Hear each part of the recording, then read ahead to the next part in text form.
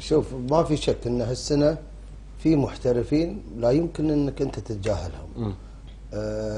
طبعا شادي انا اجد انه هو في مصاف المحترفين الاوائل عندنا، ونسبه درجه تاثيرهم على فريقهم. هذا واحد.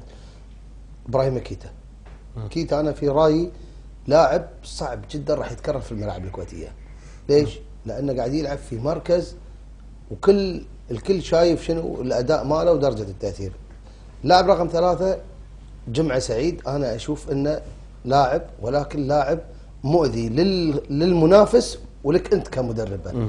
هذا لو انا ادربه يجيب لي الضغط هذا. هذا مزاجي؟ لا، عدد انفراداته وعدد الهجمات اللي يضيعها وايد، لكن هذا لا يمكن انك انت تقول عنه مو فنان كره. يوصل جول لكن يا رجل معدله بتضييع 4 فرص في كل مباراه. احمد هايل، انا اجد ان احمد هايل لاعب ذو مواصفات خاصه. في بعض المحترفين في الفرق مثل فينيسيوس، انا اقول لك فينيسيوس يسوي شغل حق صحيح كمهاجم ما حد يقدر يتكلم. صحيح. رشيد صوماليا، باتريك، انا اقول لك رشيد صوماليا انا في رايي ضبط دفاع القادسيه.